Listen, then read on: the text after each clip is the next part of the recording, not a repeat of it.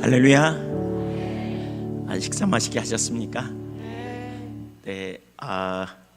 오후 시간에 우리 1시간만쯤 또 같이 말씀 앞에 대면하고 서는 시간 좀 가지면 좋겠습니다. 인격적인 하나님과의 교제가 중요하다, 이 부분 나눴고요. 우리가 잘못된 세계관에 의거하여 우리가 하나님이 누구인지, 성경이 말하는 하나님이 누구인지 우리가 올바로 아는 것이 얼마나 중요한지, 그때 우리가 하나님을 온전히 예배할 수 있고, 또 우리의 신앙이 하나님과의 관계 안에 매번 새롭게 될 수 있는 것 같아요. 하나님을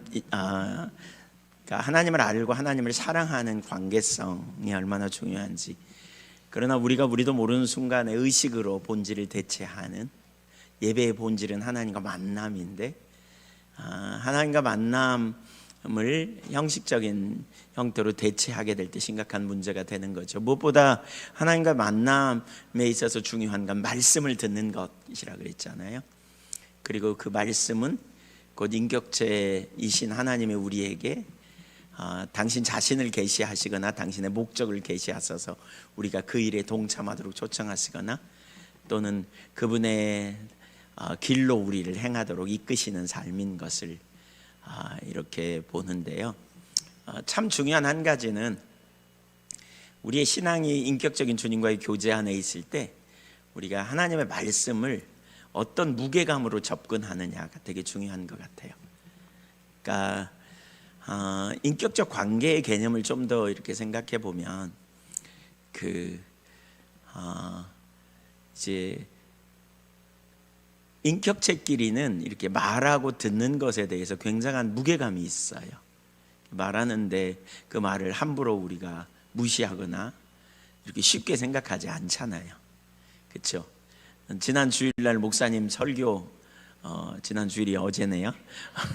어제 목사님 무슨 설교 했는지 아시는 분 손 들어보세요. 손 내리세요. 예, 많이 아시네요. 네. 사실 목사님 설교가 아니고 하나님의 말씀이죠. 목사님 통해서 그 말씀이 내게 어떻게 오는가 하는 거예요.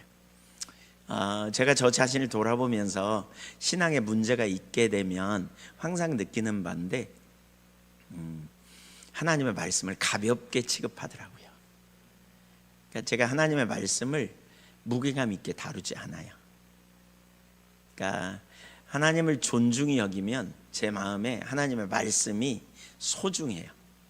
저는 매일 일기를 쓰거든요. 그러니까 상당히 오래 이제 제가 인격적 주님을 만나면서부터 썼다가 한동안 못 썼다가 또 이제 일기를 계속 써요. 근데 일기를 쓰는 주된 이유가 있어요. 그게 뭐냐면 하나님이 저에게 주신 은혜를 제가 얼마나 잘 잊어버린지 모르겠어요. 그러니까 출애굽기, 민수기, 신명기 이런 데를 보면 반복적으로 나오는 단어 중에 하나가 뭐냐면 잊어버리지 말라는 거였거든요. 하나님 베푸신 은혜를 잊지 말라는 게 되게 많이 나와요. 하나님께 은혜 많이 받으셨어요? 네. 어떤 은혜를 받으셨는지 한번 언급해 보실래요? 네. 아마 제가 볼 때는 안 적으면요, 받은 은혜 많이 언급해 10개 언급합니다. 기억이 안 나요. 은혜를 많이 받긴 한 것 같은데 기억이 안 나요. 다 잊어버려요. 우리는 되게 망각을 잘 하죠. 예, 망각을 잘 해요. 근데 우리가 살다 보면 맨날 하나님과의 친밀한 교제만 있는 게 아니고 어떤 때는 계곡 속에 빠지는 느낌을 가질 때가 있잖아요. 그 존 버넌이 쓴 책에 보면, 그 전로역정을 쓴 존 버넌의 글에 보면 우리는 마치 등산하는 자들과 같다. 하나님 앞에 나갈 때 등산할 때 좀 어느 코너를 돌면 와 놀라운 깨달음이 있고, 근데 다시 계곡 속으로 들어가는 경험을 하고, 또 그 길 지나면 또 높은 뭔가 또 올라가는 뭔가 새로운 장면이 나타나는 와 그랬다가 또 계곡 속에 들어가면 아무것도 안 보이다가, 이런 과정처럼 하나님 은혜가 우리 가운데 있지만 어떤 순간에는 우리가 깜깜한 터널 속에 있는 것처럼 느낄 때가 있잖아요. 그때 우리가 어떻게 하냐면 시편에도 보면 대표적으로 77편인가요? 예, 거기 보면 그 시편 기자가 하나님이 내게 은혜 베푸시기를 잊어버리셨는가? 하나님이 더 이상 나에게 말씀하지 않으시는가? 이런 혼돈 속에 있을 때 시편 기자가 그 과거의 일을 내가 묵상하고 진술하고 말하리라 이렇게 말하면서 과거에 베푸시는 하나님의 은혜를 상기하면서 거기서 나오는 그런 경험을 하거든요. 그래서 저는 좀 어렵고 힘들거나 또 앞이 안 보일 때 제가 일기를 봅니다. 과거에 하나님께서 제게 베푸신 은혜, 제게 어떤 감동을 주셨거나 깨달음을 주셨거나 기도에 응답했거나 또는 하나님의 인도하심을 더 선명하게 보았거나 이런 경험이 있으면 일기에다 다 써놓습니다. 예. 좋은 일만 쓴 건 아니고 나쁜 일도 막 씁니다. 그 인간 이러면서 막 씁니다. 그냥 이렇게 터덕터덕. 근데 이게 굉장히 도움이 되더라고요. 주님과의 관계 안에. 혹시 일기 쓰고 계시면 한번 손 들어 보실래요? 네. 몇 분 안 되시네요. 네, 너무 잘하십니다. 일기 쓰신. 근데 일기를 꼭 쓰시면 참 좋을 것 같아요. 일기를 한번 꼭 써보십시오. 저는 일기를 쓰게 된 게 제 아내랑 연애하고 결혼하기 전에 제가 쓴 일기를 제 아내가 어떻게 보더니 어거스틴의 고백록이 하나 나오겠다고 그 말에 그냥 도전받아서 계속 썼습니다. 그러다 잊어버렸다가 또 잊어버리더라고요. 자꾸 받은 은혜를 잊어버려요. 근데 그걸 이렇게 되게 필요한 것 같아요. 써보니까 좋으시죠? 너무 좋은 건 또 같이 나눠 써야 하지 않겠어요? 네, 꼭 써보시면 좋겠네요. 네, 어떻게 교육국장님 이런 때는 숙제 이런 거 없나요? 세미나인데. 네. 아니 진짜 꼭 정말 너무 좋습니다. 훈련이 안 돼서 못 쓰지만 요즘은 그래도 그냥 길게 쓸 것도 없습니다. 하나님이 이런 마음을 주셨다. 내가 이렇게 힘들었는데 하나님이 이런 위로를 주셨다라든가 기도했는데 하나님이 이런 은혜를 부으셨다. 어떤 깨달음을 하나님이 내게 주셨다. 오늘 설교를 들으면서 이런 은혜가 내게 있었다. 이렇게 정리하고 깨달음을 그때그때 잘 해놓으면 너무 놀랍습니다. 네, 제가 지금 무슨 말 하려다가 일기 쓰라는 장면으로 거기가 너무 중요해서 일기 쓰는 게 진짜 중요해요. 제가 해보니까 중요해요. 그래서 막 자꾸 나눕니다. 이렇게 존 웨슬리의 일기를 보면 그 일기가 굉장한 자산이기도 하잖아요. 그래서 저는 이걸 2권으로 제가 묶어가지고요. 저희 자녀가 2이거든요. 그래서 유산으로 제가 넘겨주려고 합니다. 1권씩. 예, 좀 순화할 과정도 필요하긴 한데 하여튼 옆에서 지켜봤으니까 하여튼 그렇게 해주려고 합니다. 아마 한 몇백 페이지 되겠죠. 예, 많이 썼으니까. 근데 주려고 합니다. 근데 너무 꼭 필요한 것 같아요. 일기를 써보니까. 네, 지금부터라도 일기 써보시면 좋겠습니다. 제가 뭔 얘기 하다가 그리 갔는데.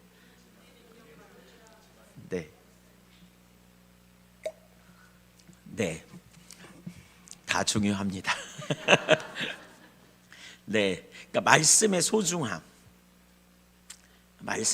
어떤 무게감으로 접근하는지, 내가 하나님 말씀이 어떤 말씀이 내게 남아 있는지.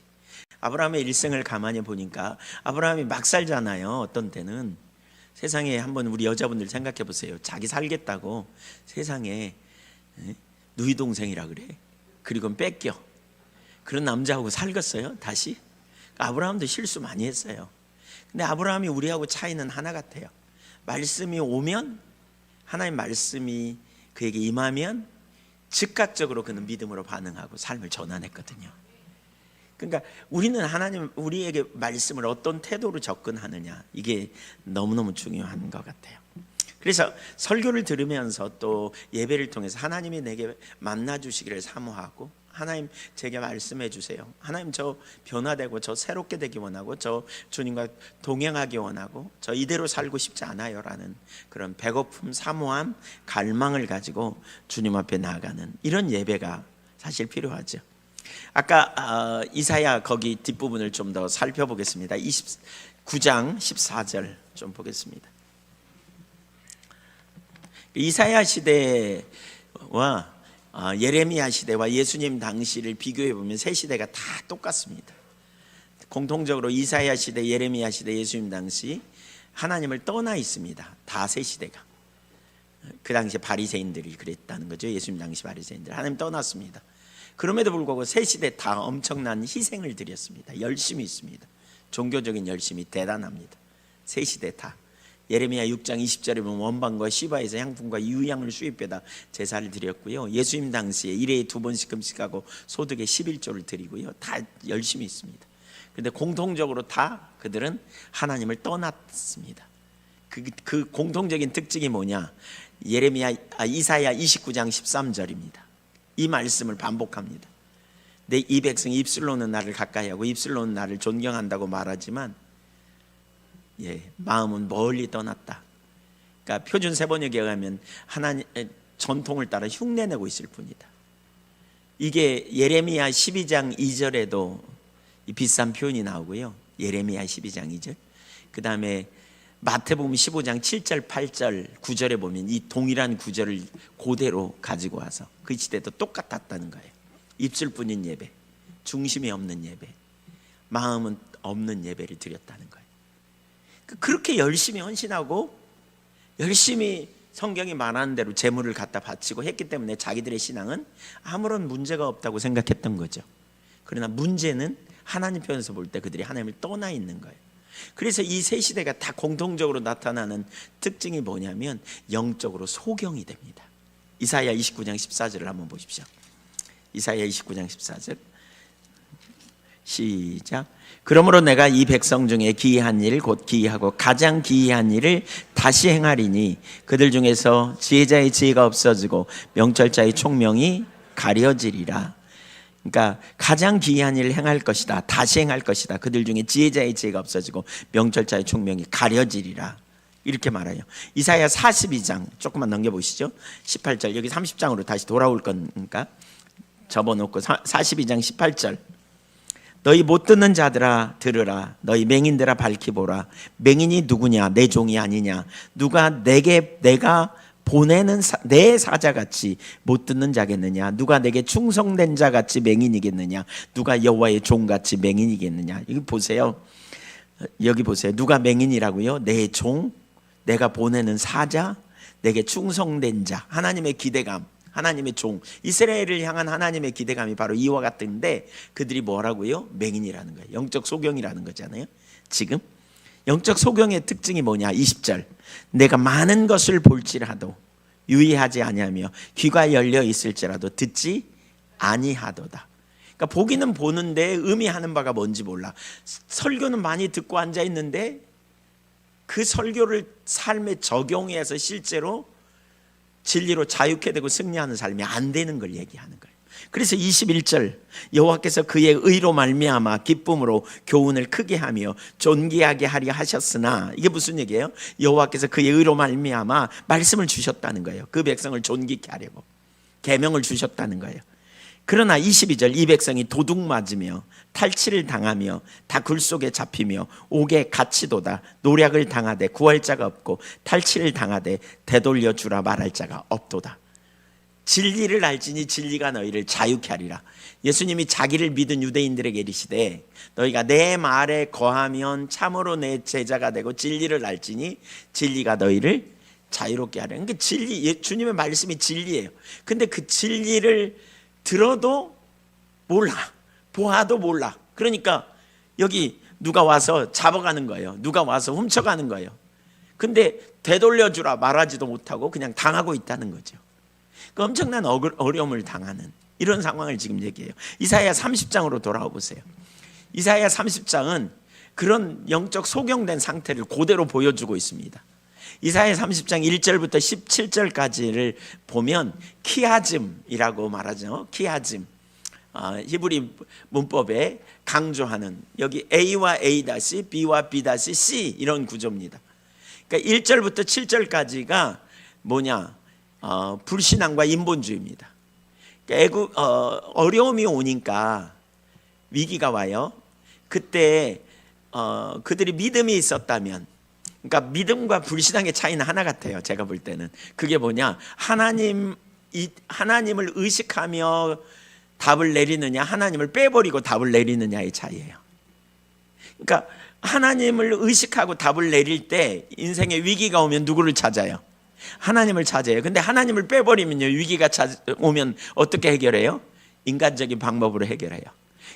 그러니까 북쪽에 강대한 나라가 일어나니까 지금 그 강대한 나라 위기가 자기에게 쳐들어올 것 같으니까 이 문제를 어떻게 해결할까? 정상적이라면 그들은 하나님 앞에 나아가 하나님 이 상황에 저희가 어떻게 할까요? 이렇게 묻고 하나님을 찾는 게 정상인데 1절부터 17절까지 지금 거기 보면 그들이 뭐 했냐면 맹약을 맺었다. 누구에게? 그러니까 애굽과 맹약을 맺어요. 개교를 베풀고 맹약을 맺는데 나의 영, 성령으로 하지 않았다는 거예요. 그래서 죄의 죄를 더했다는 거예요. 하나님께 묻지 않고. 그래서 애굽에 사신을 보내는 거예요. 정치적으로 문제를 해결합니다.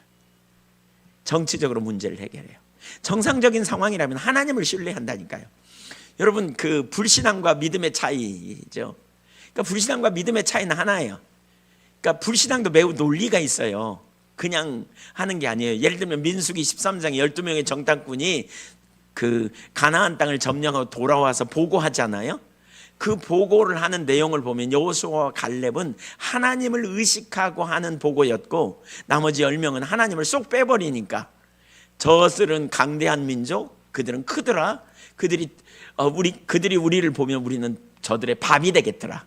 그러니까 결국 어떻게 되겠어요? 우린 다 죽었다 이 말이죠. 결론으로 우리 끝장이야 이렇게 결론 내려요. 그러니까 하나님이 없으면, 하나님을 빼면 10명의 정탐꾼의 보고도 매우 논리적이에요. 그러니까 저는 가끔 이런 경우를 보거든요. 어떤 사람들은 교회 안에서 이런 분 봐요. 목사님, 저는 이성적이에요. 그래서 신앙을 이성적으로 신앙생활해요. 그래서 그러냐고. 저는 이성적으로 신앙생활하는 거 아주 좋다고, 좋아한다고. 근데 목사님 설교에 보면 그게 이성적이지 않는 것 같은데요, 이렇게 말해요. 그래서 제가 그분한테 이렇게 말해요. 그분이 말하는 이성은 뭐냐면요, 하나님을 없앤 이성이에요. 성경을 초월한 이성이에요. 말하자면 하나님 없는 이성. 그래서 제가 그분한테 그랬죠. 제가 말하는 이성하고 당신이 말하는 이성하고는 좀 다르다고. 뭐가 다르냐고. 당신이 말하는 이성은 하나님 없는 이성을 말하고, 내가 말하는 이성은 성경에 기초한 이성이라고. 그래서 결론적으로 말하면 당신은 불신앙이고 내가 말하는 건 믿음이라고. 그랬더니 다 옆에서 듣던 분들이 맞네 딱 이러더라고요. 옆에서 듣는 분들이 맞네, 그건 이성이 아니라 그건 불신앙이라고. 그러더니 입을 뽁 닫고 그런가? 그러면서 머리를 끄적거려. 오늘날 많은 사람들이 이성이라고 생각하면서 그렇게 말하거든요. 그러니까 자기는 성경을 믿는데 그렇게 말하면 안 되는 거지. 뭐가 이성인지 성경 안에서. 그러니까 똑같은 일인 거죠. 영적으로 눈이 가리우니까 하나님이 그리고 그분의 약속이 기억이 안 나는 거예요. 적용을 못 시켜요, 현실에. 그러니까 문제를 어떻게 풀어가요? 문제를 인간적으로 풀어가는 거예요, 인본주의적으로. 그랬더니 이게 죄를 더한대요. 거기 17절을 보세요. 이게 A 상황이고요. A-가 17절이에요. 그러니까 결국 무슨 일이 있냐면 그들이 한번 17절 보면 30장 17절에 한 사람이 꾸짖은즉 1000사람이 도망하겠고 5이 꾸짖은즉 너희가 다 도망하고 너희 남은 자는 겨우 산꼭대기에 깃대 같겠고 산마루 위에 깃이 같으리라 하셨느니라. 한 사람이 꾸짖었는데 1000명이 도망가 버려요. 레위기 26장 18절에 보면요, 정반대 현상이에요. 이스라엘 백성 1명이 적군 100명을 쫓아내고 이스라엘 백성 100명이 적군 10,000명을 쫓아내요. 일당 100이에요. 이게 하나님 백성에게 있는 권세예요. 근데 하나님을 놓치니까 환경의 노예가 되는 거예요. 눈에 보이는 환경이 다 같아요. 근데 그러니까 보이는 것에 따라 살아가는 거죠. 여기에는 아무런 능력이 없어요. 권세를 상실해요. 영적으로 소경되면 무서운 거죠. 그러니까 모양은 있는데 삶의 능력은 상실한, 실제는 없는. 여러분 영적인 눈이 열리기를 축복합니다. 영적인 눈이 열려야 돼요. 우리는 우겨쌈을 당해도 쌓이지 않아요. 왜냐하면 주님이 우리와 함께 계시니까. 맞죠? 보이는 게 다가 아니잖아요. 자, 두 번째 B번이 뭐냐? 8절부터 11절까지예요. 8절 신명기 이사야 30장 8절부터 11절에 보면 이렇게 말해요. 9절에 보면 너희는 패역한 백성이여 거짓말하는 자식이여 여호와의 법을 듣기 싫어하는 자식들이라. 그들이 선견자에게 이르기를 선견하지 말라. 선지자에게 이르기를 우리에게 바른 것을 보이지 말라. 우리에게 부드러운 말을 하라. 거짓된 것을 보이라. 너희는 바른 길을 버리고 척경에서 돌이키라. 이스라엘의 거룩하신 일을 우리 앞에서 떠나시게 하라 하는도다. 이스라엘 백성들이 그랬다는 거예요. 목사님, 설교 그렇게 하지 마세요. 바른 말 하지 마세요. 우리에게 진리를 가르쳐 주지 마세요. 우리에게 죄에서 떠나지 말라고 그런 말 하지 마세요. 그랬다는 거예요. 자, 한번 생각해 보세요. 여러분 가만히 생각해 보세요. 이들이 무수한 재물을 하나님께 갖다 바쳤고요. 어마어마한 희생을 바쳤어요. 실제로 그렇게 말했을까요? 안 했을까요? 네. 아니 무수한 재물을 갖다 바쳤다니까요. 1년에 3차례 멀리 예루살렘의 제사들이 모였다니까요. 그러니까 그러면 말로 정말 그렇게 제가 말한 것처럼 그렇게 말했을까요? 안 했을까요? 못했죠. 못했어요. 근데 왜 성경에 이렇게 기록돼 있어요? 그들이 말은 못했지만 마음은 그랬다는 거예요. 그들의 행동을 보면 그랬다는 거예요. 대놓고 못했지만 행동은 그렇게 했다는 거예요. 하나님은 우리의 말의 소리를 듣는 게 아니고 우리의 행동을 보는, 중심을 보는 거예요. 지금. 예. 아니 한번 생각해 보세요. 우리는 새로운 목회자를 구합니다. 근데 그 목회자는 우리를 바른 길로 인도할 목회자가 아니라 우리를 그냥 편안한 길로 인도할 목회자를 구합니다. 뭐 이런 교회 어디 있어요? 아무도 없어요. 근데 실제로 그랬다는 거예요. 그럼 왜 이랬을까요?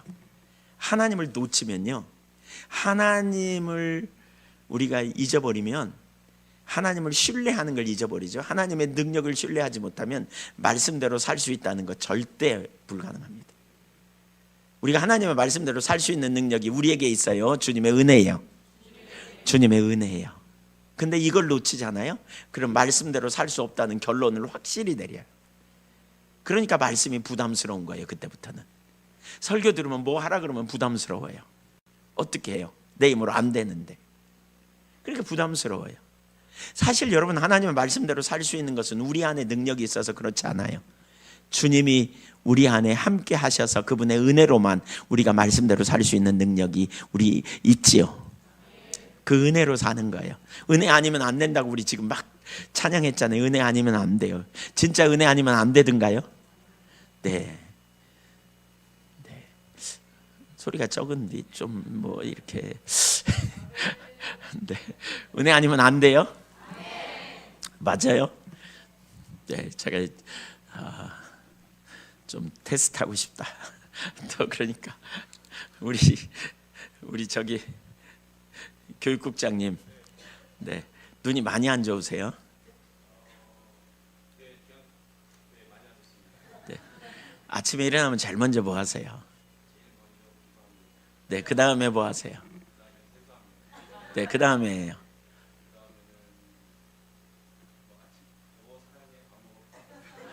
네. 안경 언제 쓰세요?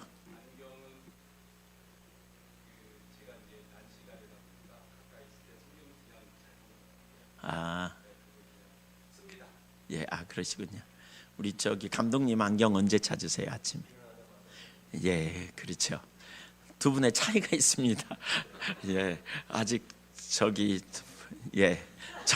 젊어서 젊은 건가요? 네. 여러분, 주님 언제 찾으세요? 네. 주님 언제 찾으세요? 평상시 안 찾다가 어려울 때만, 문제 있을 때만. 물을 찾는데도 두 부류가 있어요. 사막에서 물 없어서 죽을 것 같을 때 찾는 것처럼 찾는 사람과 커피 한 잔 마시려고 찾는 사람과 같아요, 달라요? 은혜 아니면 살 수가 없네 이런 고백도요, 사람마다 다른 것 같아요. 제가 볼 때 진짜 은혜 없으면 못 사는 걸 체험한 사람은 진짜 주님 안 오시면 안 돼, 내 삶에. 근데 그래, 그렇지 그러면서 부르는 찬양하고는 달라요. 그러니까 되게 중요한 게 은혜 아니면 살 수가 없네 이런 부름도 그렇고, 사실 우리가 하나님 말씀 앞에서도 옆으로 좀 지금 갔는데, 그러니까 우리가 주님의 은혜가, 그러니까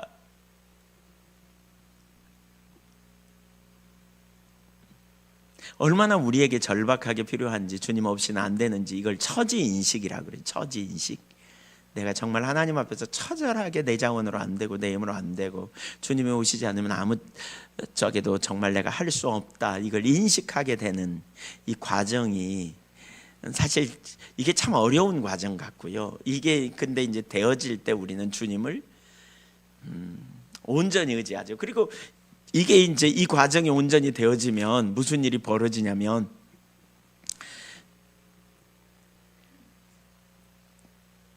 문제가 있어도 절망 안 해요. 왜냐하면 은혜로 주님이 함께 하시면 되니까. 근데 이제 이게 어정쩡하잖아요. 예를 들면 은혜 아니면 안 돼 이렇게 말하지만, 은혜 없어도 나름대로 사는 법을 알고 또 나름대로 잘 살고 있다고 여겨지면, 이제 정작 어려움이 올 때 주님 안 찾고 뒤집어지는 이런 자리로 가기가 쉬운. 네, 조금 이따 그 부분도 좀 나눠야 될 것 같습니다. 일단 넘어가겠습니다. 하여튼 지금 하여튼 이 부분 빨리 넘어가야 됩니다. 자, 말씀이 우리 가운데 참 이렇게 부담이 되죠. 하나님을 인식하지 않으면 말씀 듣는 게 정말 부담됩니다. 그래서 누가 사나 뭐 그렇게 되나. 그러니까는 전에 제가 어디 부천에 어디 집회 갔는데, 가기 전날 그 권사님 세 분이 그 교회 담임 목사님 찾아오셨대요. 그래가지고 목사님 그분 그 홈페이지 들어가서 설교 들으니까 엄청 강하던데, 이 IMF보다 더 어려운 시절에 우리가 지금 유로 받으려고 교회 오는데 그런 강한 목사님 초청해갖고 우리를 때리려고 그러냐고 집회 취소하라고 그랬대요. 근데 뭐 하루 전날 어떻게 취소가 돼요? 제가 오니까 이제 그날 그러시더라고요. 그러니까 IMF보다 더 어려운 시절에 교회 와서 유로 받기 원하는, 사실 뭐가 진정한 유로인가? 결국 우리는 하나님의 말씀 앞에 우리 자신이 보여지고 대면할 때 진정한 유로가 되잖아요. 그렇죠? 진정한 회복이. 그런 은혜를 사모하고 갈망해야 되는데, 이렇게 영적으로 소경되면 말씀대로 살 수 있다 없다 이걸 딱 선을 긋고요, 말씀대로 살 수 없는 건 못 살아, 아이고 누가 살아, 뭐 이렇게 되는 거죠. 그러니까 설교를 통해서 나를 치네 목사님이, 뭐 이런 생각이 자꾸 들고요, 이렇게 좀, 그래서 이렇게 유축 들고 또 말씀 앞에 정직한 대면이 안 되는 거죠. 근데 이렇게 되면 나타나는 문제가 뭐냐? 두 번째 비다시의 문제가 뭐냐? 영적 소경일 때 나타나는 문제예요. 14절 보세요. 15절 16절 주 여호와께서 이스라엘에 거룩하시니까 이같이 말씀하시되 너희가 돌이켜. 문제의 상황에 하나님이 처방을 주시는 거예요. 시편 107편 20절에 보면, 시편 107편 20절에 하나님은 위험한 지경에서 말씀을 보내사 건지시는도다 그랬거든요. 그러니까 말씀을 지금 보내시는 거죠. 너희가 돌이켜 조용히 있어야 구원을 얻을 것이요 잠잠하고 신뢰해야 힘을 얻을 것이요를, 이게 하나님이 주신 처방이에요. 그 상황에 하나님 신뢰하고 기다려 그랬더니 뭐라 그래요? 여기 너희가 원하지 아니하고 이르기를 아니라 우리가 말 타고 도망하리라 하였으므로 너희가 도망할 것이요 또 이르기를 우리가 빠른 짐승을 타리라 하였으므로 너희를 쫓는 짐승이 빠르리니 그랬죠. 그러니까 하나님이 주신 처방도 안 듣는 거예요. 그때부터는. 그러니까 이쯤 되면 이제 예배 시간에 하나님이 처방을 주셔. 목사님 설교를 통해서 혹은 성경을 통해서 혹은 상담을 통해서 처방을 주셔. 근데 안 듣는 거죠. 말씀을 더 이상 안 들어. 왜 그런 분들 있잖아요. 곧잘 어떤 분이 와서 상담해요. 그럼 목사님이 열심히 하나님, 이게 하나님의 기준이라고, 하나님 신뢰하고 기다리라고 그러면 왠지 좀 꺼름직하게 하고 나가. 네 알겠어요 뭐 이러면서 나가거든요. 나갔다가 가다가 누구 만나. 그래 어디 갔다 와? 김 집사 만나. 어디 갔다 와? 목사님 만나고 와. 목사님 왜 무슨 일 있어? 글쎄 우리 집에 이런 일이 있어. 그랬더니 목사님 뭐라 그러던데? 목사님 이렇게 하라 그러던데? 에이 목사님이 세상을 아나. 그럴 땐 이렇게 해야 돼. 그렇지. 내 말이 그 말이요. 그래 목사님 몰라. 이렇게 해야 돼. 그럼 그 말 듣고 쏙 가. 그랬다가 박살나고 나중에 또 찾아와. 그때 왜 그랬냐고 그러면 글쎄 그 김집사가 그냥 그래가지고. 똑같은 말이 지금 이 말이에요. 이게 엉뚱한 짓 하는 거예요. 안 들어. 말씀이 처방이라는 생각이 안 들어요. 영적으로 소경되면 하나님의 말씀이 하나님이 함께 하는 것이 우리에게 오전에 나눈 것처럼 유일한 힘, 최고의 가치, 동행이 최고의 가치, 그리고 그분의 말씀이 우리에게 생명이라는 게 놓쳐져 버리는 거죠. 그러면 그 다음에 어떻게 돼요? 말씀을 들어도 안 듣고 순종 않고 제 길로 가는 거예요. 그러니까 말씀 따로 내 따로 그냥 가는 거예요. 신앙생활이 이렇게 심각합니다. 영적으로 소경되면. 그래서 결국 12절부터 14절까지 보면 무릉둥이에서 물도 뜰 수 없을 만큼, 아궁이에서 재를 퍼담을 수도 없을 만큼 그렇게 모든 그릇이 박살나듯이 박살나버린다는 거예요. 이게 끝이냐? 아니에요. 하나님은 하나님의 백성을 회복시키세요. 그러니까 여러분 예배가 타락하면, 형식적이 되면, 이렇게 신앙생활이 굳어지면 영적인 분별력을 잃어서 믿음이 하나도 없어요. 말씀을 믿는다고 아멘 하는데 실제는 안 돼요. 이건 정말 심각한 거죠. 믿습니까? 아멘 그러지만 이론뿐이에요.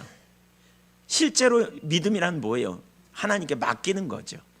하나님께 주도권을 드리고 내어드리는 거죠. 그러면 하나님이 하나님의 때 하나님의 방법으로 그 일을 이루실 건데, 문제는 영적으로 내가 소경해요. 무수히 들었는데 적용이 안 돼.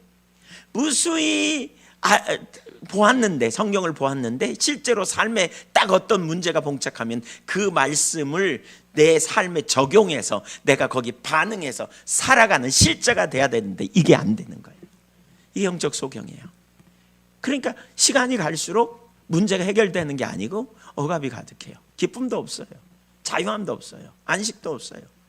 신앙생활에 뭔가 주님 안에서 있는 진정한 평강과 위로와 쉼이 이론이야. 다 이론이에요. 어떻게 해야 되는가? 바로 그런 상황에 18절을 보세요. 18절 19절 읽어볼까요? 바로 그런 상황에 어떻게 해야 되는가? 같이 읽어보죠. 한 목소리로 시작.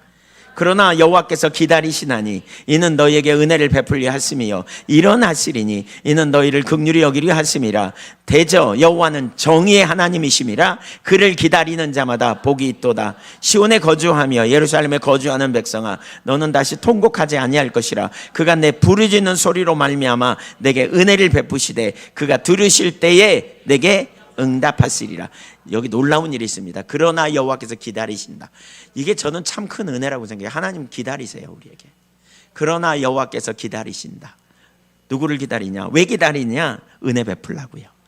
긍휼 베풀어 주려고요. 다시 회복시키시려고. 누구를 기다리냐? 그럼 누구를 기다리냐?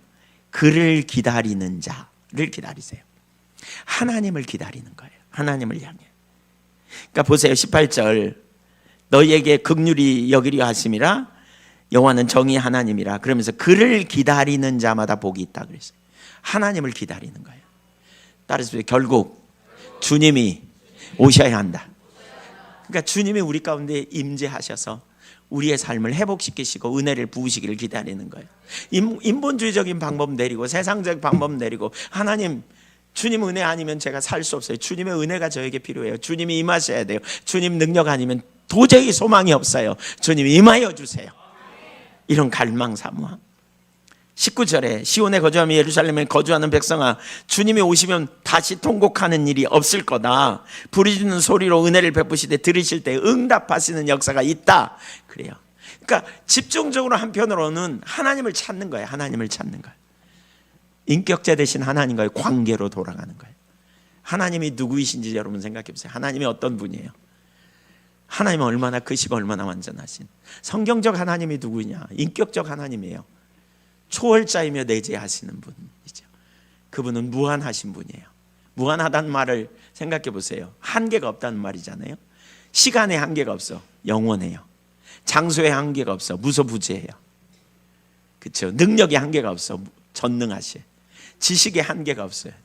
모르심이 하나도 없는 분이에요. 하나님이 어떤 하나님인가? 우주 만물을 말씀으로 창조하신 하나님.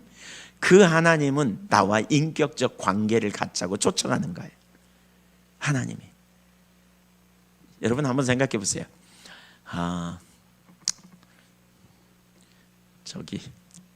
우리 담임 목사님, 반석교회 목사님, 담임 목사님 연애하셨어요? 결혼? 사모님 어디 계세요? 네. 네. 사모님과 관계를 잘 갖기 위해서 노력 많이 하셨어요? 엄청 많이 하셨죠. 네. 누군가의 마음을 얻기 위해서 우리가 노력하잖아요. 주님이 먼저 우리를 사랑하셨죠. 그러면서 우리와 사랑의 관계를 맺자고 하세요. 사랑의 관계를 한번 우리 네, 직분이 어떻게 되세요? 사모님이시군요. 목사님 어디? 네. 네. 네. 사모님 목사님이 결혼 전에 사모님 만나가지고 이렇게 말해요. 나는 네가 마음을 다하고 성품을 다하고 힘을 다하고 목숨을 다하여 나만 사랑하기 원해. 이렇게 말했다고 쳐보세요. 목사님이. 네. 뭘 알 수 있어요? 이런 마음을 들었으면 목사님에 대해서 뭘 알 수 있어요, 사모님? 마음을 나를 엄청 좋아하는구나. 이 마음을 아시겠죠? 그러면 좋아요, 나빠요? 좋죠? 엄청 감격이겠죠? 네, 엄청 감격일 거예요. 네. 근데 목사님 아닌 다른 남자가 그랬다면요, 네, 뭐야 스토커야? 이런 생각이 들었겠죠? 네, 그렇죠. 그 표현이 너무 리얼하잖아요. 어느 날 제가 화장실에서 양치하고 있었어요. 제가 신명기 6장 4절부터 9절까지를 엄청 달달달달 외우고 그랬어요. 단 한 번도 제가 그렇게 생각한 적이 없었어요. 근데 어느 날 양치하고 있는데 이런 음성이 제게 들렸어요. 길수야, 나는 네가 마음을 다하고 성품을 다하고 뜻을 다하여 나만 사랑하기 원해. 제가 깜짝 놀랐어요.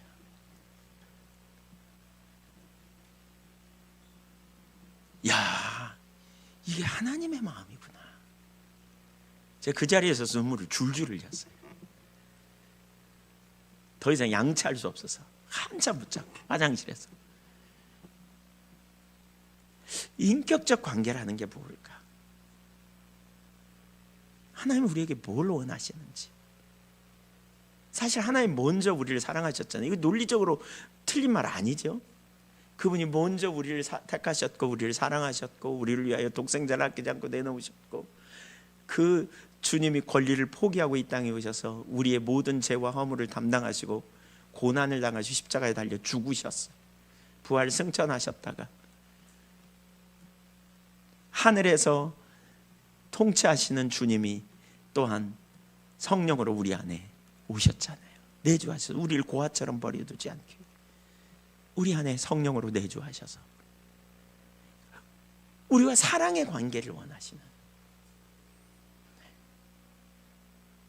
제가 그 바닥에 무릎 꿇고 앉아서 하나님, 저도 그렇게 사랑하겠어요. 제가 결단했어요. 하나님 말씀해 주셔서 너무 감사해요. 제가 처음으로 알았어요. 사실 전 처음으로 알았어요.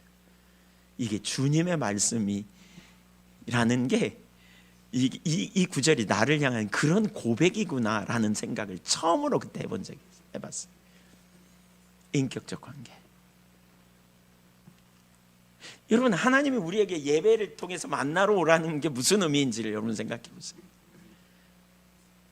주님은 우리를 원하는 거죠. 몇 가지 의식이 아니에요. 몇 가지가.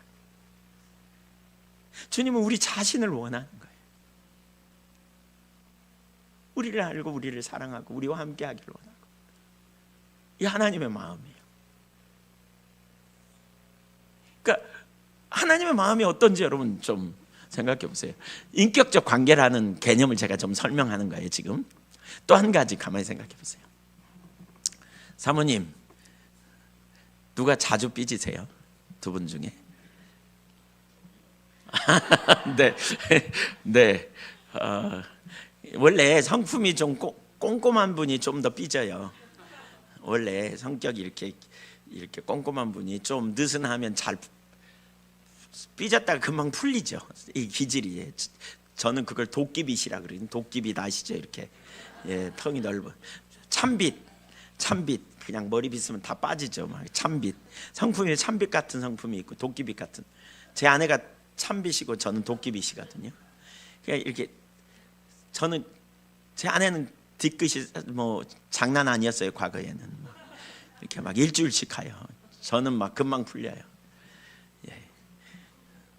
부부간 참 사는 게 참 기적이에요. 어떻게 보면 참 기적이 얼마나 다른지 모르겠어요. 그냥 제 아내는 막 저한테 그래요. 막 삐져놓고 삐지면 사모님 아니까 풀기를 노력하죠 많이. 막 사모님 뭐가 문제냐고 막 물어보죠. 그러면 목사님이 금방 얘기해요. 잘 안 하시죠? 그러면서 막 이러거든요. 이래요. 제가 지금 사모님 입장 대변하는 거예요. 들을 게 있는 자는 들을지어다 이러면서 막 뭐라 그러냐면 아니 내가 왜 삐졌는지도 모르면서 풀라 그러냐고 이렇게 말해요. 알면 진즉 풀었지. 그렇게 안 했지. 모르니까 그러잖아요. 모르니까. 이게 서로 기질이 다르잖아요. 모르니까 그런 거죠. 모르니까. 왜 그러는지. 그러니까 이제 제가 제 아내의 그런 어휘를 이해하는데 시간도 되게 많이 걸렸는데 지금은 아주 친합니다. 혹시 뒤로 들어갈까 봐서 제가 이렇게. 농담이고요. 근데 삐지면 풀라고 그러잖아요. 하나님과 우리와의 관계도 마찬가지. 여러분 하나님이 삐지면 나타나는 현상이 있다 그랬어요. 성경에. 헨리 블랙가비 목사님이 쓴 하나님과 신선한 만남이라는 책에 보면 그분이 이런 얘기를 하죠. 우리가 하나님을 떠나면 하나님의 징계 중에 하나가 하나님이 기도를 응답하지 않는다. 임재를 거두신다. 그 중에 하나는 아모스 8장 11절에 더 이상 하나님이 말씀을 주시지 않는다. 그러니까 예를 들면 설교를 들어도 은혜가 한 개도 안 돼. 예를 들면 성경을 읽어도 와닿지 않아. 하나도. 깨달음도 없어. 이거 무슨 일이 있어요 지금? 무슨 일이 일어난 거예요? 하나님 삐지신 거예요. 좀 표현이 좀 그런가 모르겠지만 하여튼 하나님 삐지신 거예요. 하나님 뭔가 내게 은혜를 안 베푸셔요. 지금 뭔가 좀 우리 관계에 문제가 있는 거예요. 여러분 그렇다면 어떻게 해야 돼요? 우리 풀어야 돼요. 그러면 어떻게 해야 돼요? 인격적 관계는요, 그냥 형식적 관계는 그러든지 말든지 우리 문제 없어 혼자는 그럴 수 있지만 인격적 관계는 그렇게 가면 안 돼요. 하나님 앞에 뭐가 문제냐고 물어야 돼요. 하나님 혹시 제가 뭐가 문제입니까? 왜 하나님 물론 하나님 섭리 가운데 침묵하세요. 어떤 때는. 왜냐하면 우리로 하나님 찾게 하고요, 우리 한계를 경험하고 철저히 은혜 없이는 안 되는 걸 알게 하기 위해서 그렇게 하시기도 해요. 그러나 뭐가 문제인지, 하나님 제가 어떻게 해야 되는지, 분명히 하나님은 하나님의 사람들을 빚어가시잖아요. 빚어가시기 위해서 하나님은 때로는 광야로 인도하시잖아요. 그래서 그 광야로 인도하시는 과정을 통해서 우리를 빚으시기도 하고 훈련시키기도 하죠. 예를 들면 출애굽기 14장에 보면 홍해 앞으로 인도하잖아요. 15장에 보면 쓴물 앞으로 인도해요. 16장에 보면 먹을 것 없는 환경으로 인도해요. 17장에 보면 마실 물 없는 환경으로 인도해요. 그러니까 불기둥 구름기둥이 인도했는데 그렇게 갔단 말이에요. 그리고는 19장에 뭐라 그러냐면 출애굽 19장에 이렇게 말해요. 내가 너희를 내게로 인도하되 애굽에서 어떻게 행하였음과 독수리 날개로 업어 너희를 내게로 인도하였음을 보았노니라 그랬어요. 이스라엘 백성들이 광야에서 하나님의 인도를 받을 때 걸어왔어요. 독수리 날개로 업혀왔어요. 걸어왔어요. 근데 독수리 날개로 업었다는 말을 표현하고 있거든요. 그러니까 독수리 날개로 업었다는 말이 뭘까? 신명기 32장 누가 한번 찾아볼까요? 잠깐 찾아보세요. 여기 출애굽기로 다 돌아올 겁니다. 아니 여기 이사야로. 신명기 32장 9절 찾으신 분 읽어주세요. 32장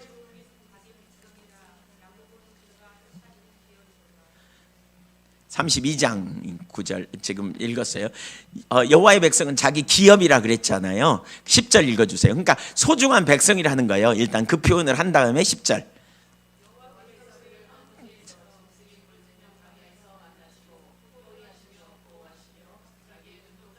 자기의 뭐처럼? 눈동자처럼 보호하셨다. 이스라엘 백성들이 그렇게 소중히 여겼다 그래요. 근데 이제 11절 한 번만 읽어주세요. 한 번만 크게.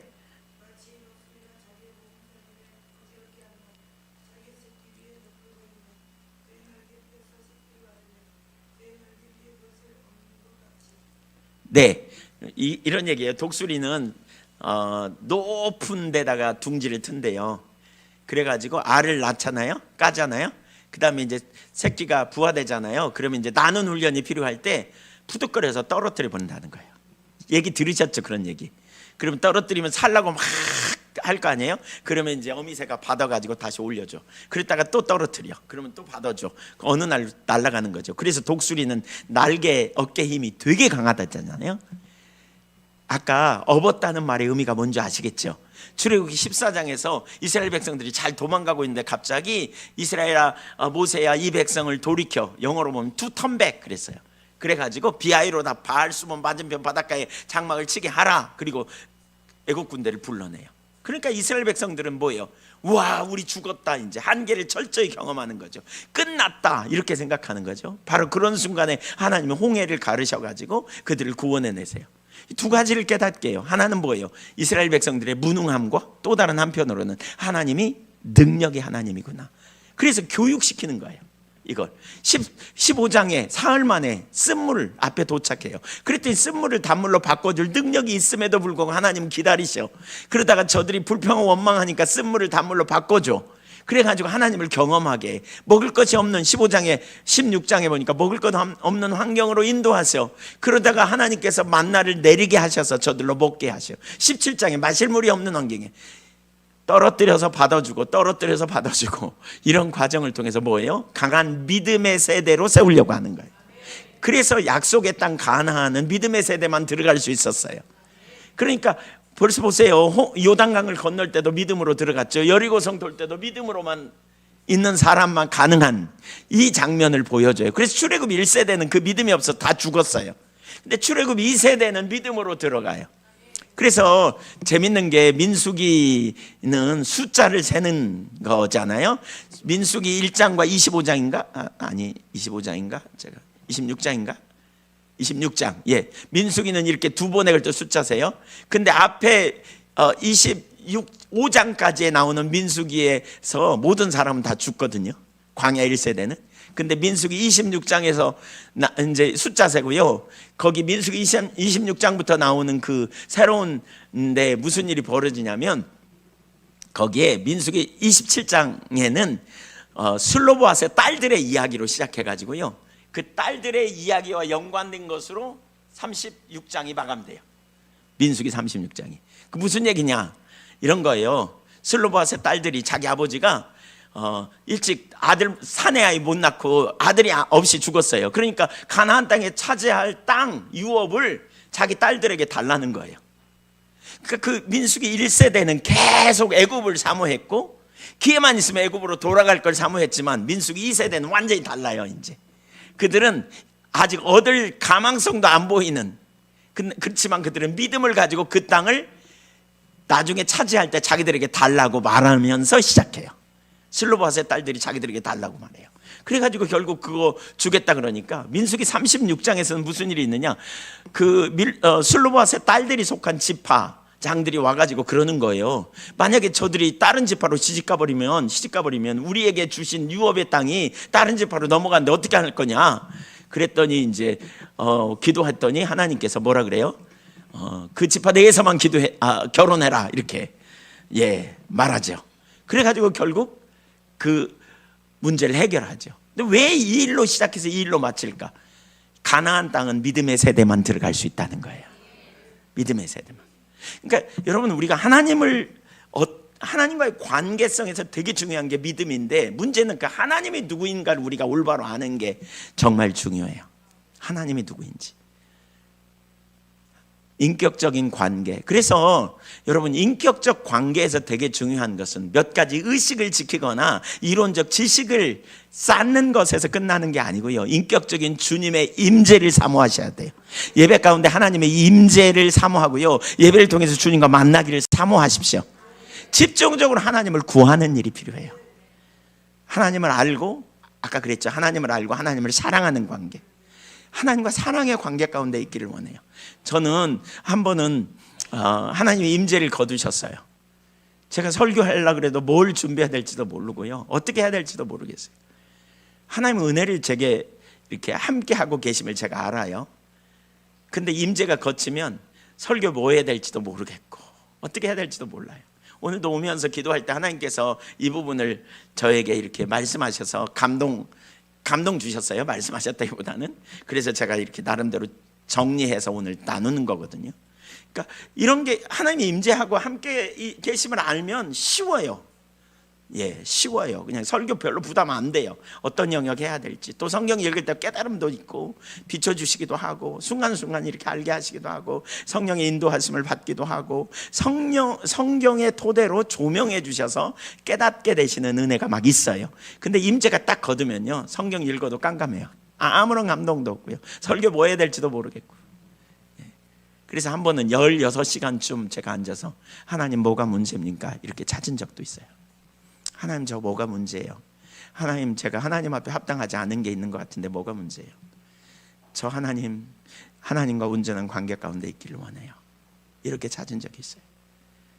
그때 하나님께서 어떤 제가 생각지도 못한 잘못된 자리에 있었던 걸 깨닫게 하셔서 그걸 회개하고 돌이킬 때 임재가 다시 회복되는 은혜를 경험하는. 하나님을 기다린다는 표현이 뭔지 바꿔 말하면, 하나님을 내 수단으로, 하나님을 내 유익을 위한, 필요를 채우기 위한 수단으로 전락시키는 게 아니고, 하나님을 아까 제가 가장 시작하면서 읽었던 모세처럼, 다윗처럼, 바울처럼 하나님을 내 인생에 가장 소중하고 가장 존중하고 가장 사랑하는 그 하나님과 동행하는 것이 내 삶의 최고의 가치인 것을 고백하는 그 자리로 돌아감. 하나님이 계시는 곳에 있기를 원하는 이 열망, 그걸 하나님 얼굴을 구하는 삶이라고 표현해요. 하나님 자신을 구하는 거죠. 하나님과 함께 있기를 원하는, 하나님을 기쁘시게 하는 자리에 서기를 원하는 그 열망과 사모함을 갖는 이런 중심의 자리에 돌아가야 돼요. 이렇게 집중해서 우리가 하나님을 찾는 거죠. 하나님 알기를 원하고. 에베소서 1장 17절에 보면 바울 사도가 지혜와 계시의 성령을 너희에게 주사 하나님을 알게 하시고 마음 눈을 밝히사 부르심의 소망과 영광의 기업의 풍성하심과 우리 안에 역사하시는 하나님의 능력이 얼마나 크고 놀라운지 알기를 원하노라. 에베소 교회를 위해 기도할 때 이 기도를 하거든요. 하나님을 알게 해달라고, 지혜와 계시의 영을 부어주셔서 하나님 알게. 그러니까 하나님 자신을 찾고 사모하는 이런 열망을 가지고 나아가는. 자, 다시 돌아와 보십시오. 이렇게 하나님을 구하면 이사야 30장 20절에서 하나님 은혜를 베푸세요. 이렇게 하나님을 찾으면. 여러분 개인적으로 여러분 하나님의 임재가 여러분과 함께 있는가를 찾아보시고요, 진짜 주님과 동행하는 삶을 여러분 올 한 해 동안 살기 원하는데, 이미 동행하고 계시면 너무 신나겠지만 내가 오늘 가만히 설교를 듣다 보니까 내가 오늘 동행이 잘 안 되는 것 같다, 나는 좀 멀리 가 있는 것 같다, 이런 생각이 든다면 여러분 하나님을 집중적으로 찾기 시작하세요. 지금부터 집중적으로 하나님, 회개할 부분은 회개하고, 정말 제가 인격제 대신 하나님과의 개인적인 교제 가운데 있기를 원하고, 하나님 알기를 사모하고, 무엇보다 그분의 사랑을 알고 그분을 사랑하는 자리에 있기를 소망하는 그런 자리에 서면 좋겠다 싶고요. 이렇게 집중적으로 찾을 때 주시는 은혜가 20절에 나옵니다. 시작. 주께서 너희에게 환난의 떡과 고생의 물을 주시나 내 스승은 다시 숨기지 아니하시리니 내 눈이 내 스승을 볼 것이며. 자, 이게 보세요.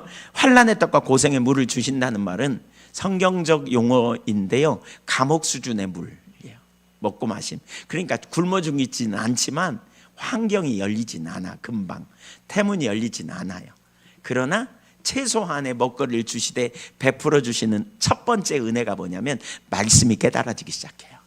내 스승이라는 말은 모레카라는 말로 선지자라는 말인데, 그 말씀을 내게 알게 해주시는, 깨닫게 하시는 은혜가 있어요. 21절도 보세요. 내 눈이 스승을 볼 것이며 너희가 오른쪽으로 치우치는지 왼쪽으로 치우치는지 내 뒤에서 발소리가 내 뒤에 들려 이르기를 이것이 바른 길이니 너희는 이리로 가라 할 것이며. 그러니까 성령께서 깨닫게 하시는 은혜가 있죠. 제가 보니까 그러더라고요. 하나님을 집중해서 찾기 시작하면 성경을 볼 때 자꾸 말씀이 깨달아져요. 저도 개인적으로 과거에 그랬거든요.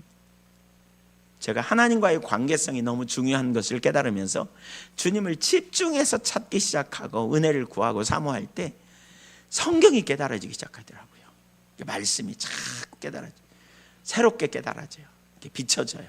다 알았던 말씀인데 성령의 조명이 되어지니까 확신에 거하게 되고 더 분명히 보여지게 되고. 그러면서 22절 보세요. 또 너희가 너희 조각한 우상에 입힌 은과 부어 만든 우상에 올린 금을 더럽게 하여 불결한 물건을 던진같이 던짐에 이르기를 나가리라. 보세요. 너희가 너희 조각한 우상이에요. 그러니까 내가 우상인지도 몰랐어. 하나님을 찾지 않으면 우상인지도 몰라요. 우리에게 그걸 가지고 있어. 우리가 여기서 말하는 우상은 어떤 형상을 말하는 게 아니에요. 어떤 부처상 뭐 이런 거는 말할 것 없이 우상이죠. 근데 에스겔서 14장에 우상을 우리 마음 안에 끌어들인다 그러거든요. 그 우리 마음 안에 우상, 하나님을 대체하는 게 우상이에요. 내가 하나님을 신뢰하는데 돈을 신뢰한다든가 명예를 신뢰한다든가 자녀를 신뢰한다든가. 목회자에게 우상으로 오는 가능성 제일 많은 거, 저 개인적으로 수도 없이 넘어졌다 실패했다 일어났다 깨졌다 한 게 뭐냐면 교회 성장이에요. 교회 성장. 교회 성장이 하나님 뜻이라고 믿어요. 문제는요, 대체해버려요. 하나님을 대체해버려요. 그러니까 이렇게 돼요. 좀 설명이 필요한 것 같습니다. 제가 한 번은 금요일에 철야기대에 나 주님만을 섬기리 헛된 마음 버리고 이런 찬양을 하는데 눈 감고 찬양하는데 갑자기 제 앞에 고사상 같은 게 보였어요. 근데 저는 한 번도 집에서도 제사 지낸 적이 없기 때문에 그런 거 보면 이렇게 좀 더러운 느낌이 좀 들어요.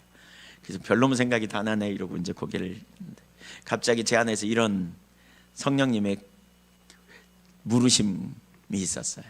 너 나한테 헌신했냐 교회에 헌신했냐. 그래서 별놈 생각이 다 나네. 목사가 하나님께 헌신하고 교회에 헌신하지. 이것도 이제 하나님이 주신 생각이라고 생각지 않았어요. 그리고는 계속 찬양하는데 갑자기 이런 생각이, 찬양한데 두 사람이 너한테 신방 오라고 했다고 하자. 그러면서 교회에 영향력이 있는 한 분하고 진짜 어려운 한 분하고 두 사람 얼굴이 딱 떠오르는 거예요. 그러면서 진짜 필요는 이분에게 있는데 두 사람이 신방 동시에 신방 오라고 하면 너 어디로 가겠냐, 딱 이러는 것 같아요. 근데 제가 이분한테 가겠더라고요. 영향력 있고 힘 있고 이분한테. 그러면서 순식간에 주님이 제 마음을 비추시는데 너는 나에게 헌신한 내 종이 아니라고. 너는 네 야망을 세우기 위해서 교회를 세우려고 하고 그래서 사람 초점을 두고 있다고. 제가 그날 못했습니다. 찬양도 못했습니다. 정말 죽을 것 같더라고요. 중단했어요. 그리고 제가 여러분 좀 상당히 심각한 상황 같다고 각자 기도하라고, 그리고 찬양 인도자에게 찬양하라고 그러고 저 엎드려서 얼마나 절박하게 얘기했는지 몰라요. 금요일날 마음이 얼마나. 근데 제 중심이 실제로 하나님이 어떤 데는 드러내시면 그렇잖아요. 그게 제 상태였어요. 그 즈음에 제가 보니까 설교하는데 어떤 교회에서 11조도 많이 하고 헌금 많이 한 분이 제가 설교하는데 인상 쓰고 있으니까 제가 설교를 바꾼 것도 생각이 나고, 슬그머니 설교하다가 바꾸더라니까요. 제가 시험 들어 나갈까 봐. 얼마나 절박하게 해야 했는지 몰라요. 근데 그 다음 날 주일날, 이제 그 다음 날이죠. 제 아내가 아침에 일어나야 되는데 안 일어나요. 그래서 왜 이렇게 당신 주일 아침인데 안 일어나? 멍하니 앉아 있는 거예요. 그래서 몰랐어요. 아니 그러더니 그냥 바빠가지고 이제 막 했죠. 지내고. 그랬더니 주일날 저녁에 그러는 거예요. 내가 아까 왜 멍하고 있었는 줄 아냐고. 그래서 왜 그러냐고 그랬더니 내 남편이 바람 피우더라고. 꿈에 자기한테 잘해주더니 저쪽에 가서 다른 여자 데리고 방으로 들어가더래요. 제가 그 말을 듣는 순간에 이게 하나님의 마음이구나. 영적인 우상. 그 즉시 하나님 앞에 제가 그랬습니다. 하나님, 저 교회 성장 안 돼도 돼요. 하나님, 저 사역 안 쓰셔도 돼요. 하나님, 무화과 나무가 무성하지 못하고 외양간에 송아지가 없고 우리 양이 없어도 괜찮아요. 저 하나님이면 돼요. 하나님, 절 하나도 안 쓰셔도 돼요. 제가 주님과 함께 있기를 선택해요. 그러면서 얼마나 울었는지 몰라요. 진짜 하나님 저를 안 쓰실 수도 있다는 생각이 들기도 하고.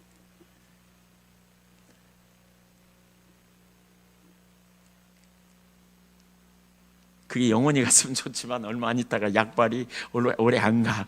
또 그 다음에 또 제 눈에 초점이 우상. 다 교회, 특별히 저는 교회 성장에 제 초점이 얼마나 많이 간지 몰라요. 딱 쓰면 숫자 세. 몇 명. 숫자 세는데 되게 빨라.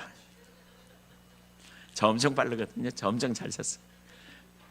어느 날 네 교회냐 내 교회냐, 주님 교회죠. 근데 왜 숫자 세냐, 세지 말라. 숫자 안 셌어요 그때. 그러다 어느 날 세, 무심결에 너 뭐 하냐, 아니 그냥 한번 해보려고요. 교회에 한번 어려움이 왔어요. 큰 어려움이. 장애가 있는 분이 전도사로 있는데 이 되게 약자 편이잖아요. 근데 이성적인 문제가 생겼어요. 장애가 있는 분하고 교회 한 분하고 이성적으로 문제가 생겼어요. 깜짝 놀랐어요. 그래가지고 그만두게 했어요. 당장에 그만뒀죠. 목요일 날 그걸 알고 대면해가지고 그만뒀어요. 난리가 났어요. 아주. 주일까지 갈 수도 없어요. 이것 때문에 이제 교회가 수군수군 이제 말이 생겼어요. 아무도 몰라요. 저하고 제 아내만 알아요. 그 문제가 생긴지. 그래서 말이 생겨. 목사님이 세상에 장애인을 잘라? 그것도 인사도 안 시키고? 오해할만 하잖아요, 사실. 근데 어떻게 해볼 수가 없어. 이쪽 가족이 있고 이쪽 주일날 세워놓으면 무슨 말을 터뜨릴지도 몰라. 완전히 막 독이 올라가지고 자기 아내도 있는데 자기 아내 말고 살겠다는 거에 같이 막. 그래가지고 막 남편 찾아가겠대 막.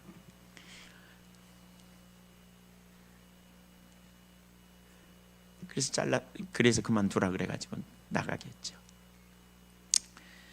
그때요 무진장 더웠어요. 여름인데 자고 일어났는데 온몸에 땀이 젖었어요. 11시쯤 잤는데 12시에 땀이 젖었어요.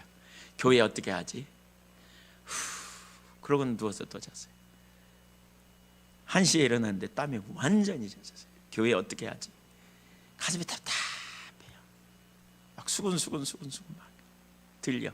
목사님 말 좀 해보세요. 근데 제가 뭐라고 말해요? 그냥 믿어주세요. 특별한 상황이 있어요. 이러고만 말았어요. 그러니까 교회에 무슨 일이 생길 때 담임 목사님 말하는 것은 성도님들이 믿어줘야 돼요. 이게 목사님들 말할 수 없는 상황이 있어요. 난 그런 상황이 없을 줄 알았어요. 있더라고요. 그 중에 한마디만 새나가도 시험 들고 문제 생기고 이제 많이. 2시에 일어났어요. 완전히 목욕했어요. 땀으로. 내 에어컨도 없는 그 당시. 근데 갑자기 이런 생각이 나는 거 있죠. 네 교회냐 내 교회냐, 숫자 세지 말라 그런 거. 가만히 생각해 보니까 이거 내가 염려할 문제가 아니에요. 내가 잘못한 것도 아니고 주님의 교회인데. 그래서 그냥 거기서 아이고 주님의 교회네, 내가 염려할 것도 아니네, 주님 상황 아시지요. 그러고는 잤어요.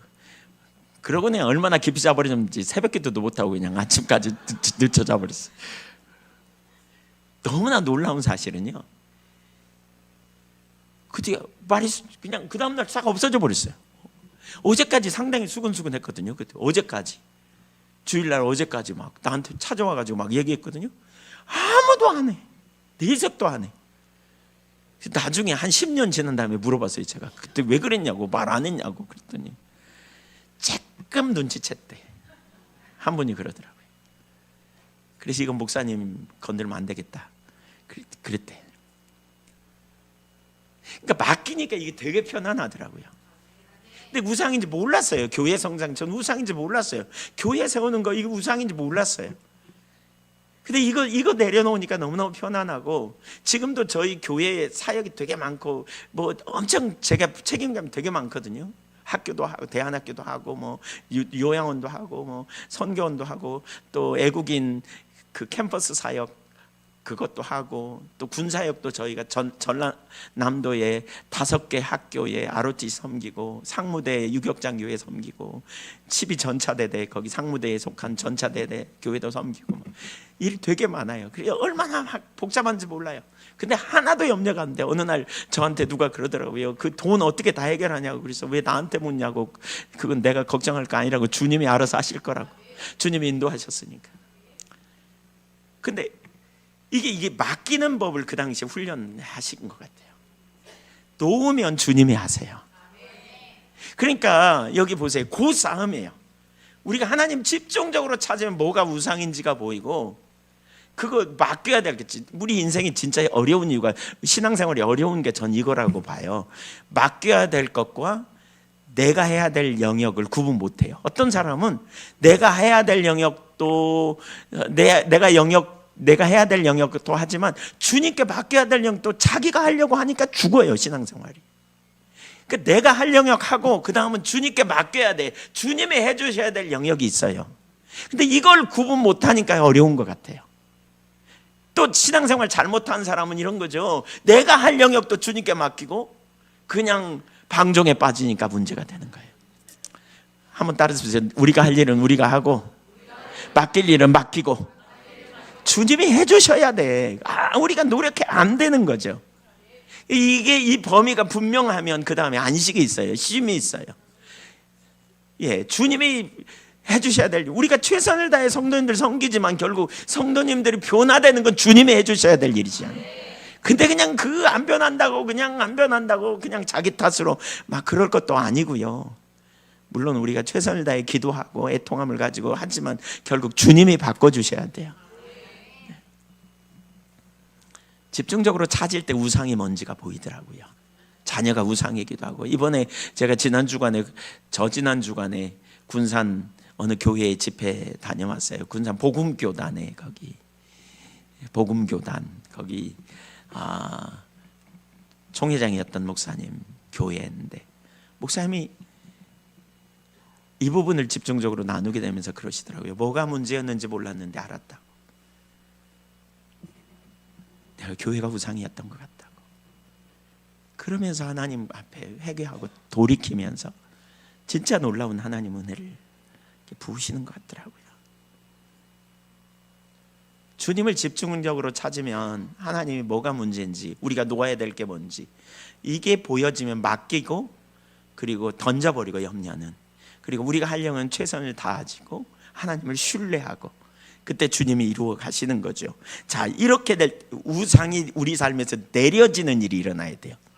그러니까 여러분 하나님 집중적으로 찾으시면 이게 보여요. 그 다음에 보세요. 23절부터 이제 태문이 열립니다. 이렇게 되면 내가 땅에 뿌린 종자에 주께서 비를 주사 땅이 먹을 것을 내며 곡식이 풍성하고 기름지게 하실 것이며, 그날에 내 가축이 광활한 목장에서 먹을 것이요 밭 가는 소와 어린 나귀도 키와 새스랑으로 까부르고 맛있게 한 먹이를 먹을 것이며, 크게 살육한 날 망대가 무너질 때 고산마다 줄령마다 그 위에 개울과 시냇물이 흐를 것이며, 여호와께서 자기 백성의 상처를 싸매시며 그들의 맞은 자를 고치시는 날에는 달빛은 햇빛 같겠고 햇빛은 7배가 되어 7날의 빛과 같으리라. 아멘. 보세요. 땅에 뿌린 종자에 비를 주셔요. 이게 무슨 의미인지 아시죠? 농사 짓는 분들. 땅에 씨를 뿌렸는데 비가 안 오면 어떤 일이 있는지. 근데 태문이 열리는 시초가 비가 오는 거예요. 그래서 곡식이 나고 목장에서 그 가축들이 풍성하게 먹고 대적이 무너지는 날 시냇물이 흐르고, 26절 무엇보다 상체를 싸매시고 맞은 자를 고치신 날에 달빛은 햇빛처럼, 햇빛은 7날의 빛처럼 강력한 능력으로 임하실 거라는 거예요. 강력한 능력으로 하나님이 하셔야만 되는 놀라운 역사가 일어나는 거죠. 진짜 강력한 능력. 그러니까 주님이 오시는 거죠. 주님이 오시는. 제가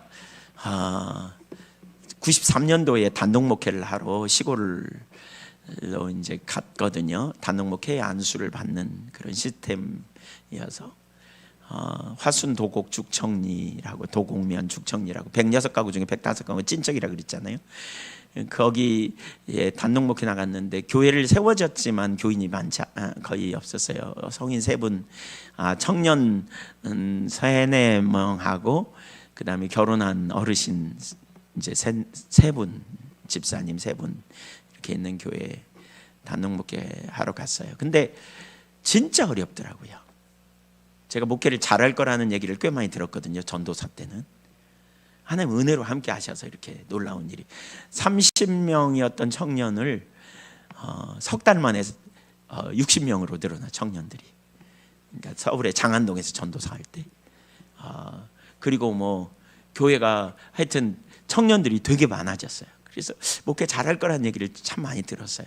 근데 거기 갔더니 그 말이 틀렸다는 걸 증명하는데 오랜 시간이 필요하지 않더라고요. 금방 알겠더라고요. 할 수 있는 게 아무것도 없어요. 사람들이 인사도 안 받아줘요. 교회에서 왔다 그러면 아주 그냥 교회를 우습게 여기고. 제가 거기서 아무것도 할 수 없었어요. 너무나 상처도 많이 받고요. 거절감이 있죠. 인사하면 받아라도 줘야지 않아요. 또 어른들한테 인사하면 너 누구냐 그래요. 다 친척이니까. 새로운 전도사입니다 그러면 수고 많네 그러고 가요. 어떤 사람은 막 한 분이 왔어요. 그래서 너무 반가워했어요. 그랬더니 전에 목사는 자기 일하는데 도와줬다는 거예요. 그래서 제가 비닐하우스 가서 도와주러 한번 갔죠. 6월 달인데요. 와, 진짜 지독하게 덥더만요. 한 10분 일하고 한 번씩 숨을 내셔야 돼요. 근데 충격을 받은 게 점심시간에 이씨 밥 먹어 그래요. 그래서 저는 누구를 두고 이씨를 밥 먹어 그런가 봤더니 저를 부르는 거예요.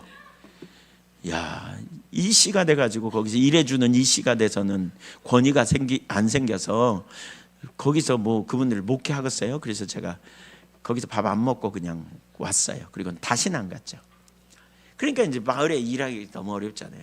그래서 목사 안수 받고 도시로 가야 되겠다 이런 생각하다가 어느 날 이렇게 송구영 신예배 때 어느 날 성경을 읽다가 그 이사야 11장에 보니까 그 모략과 재능의 신이라는 표현이 있잖아요.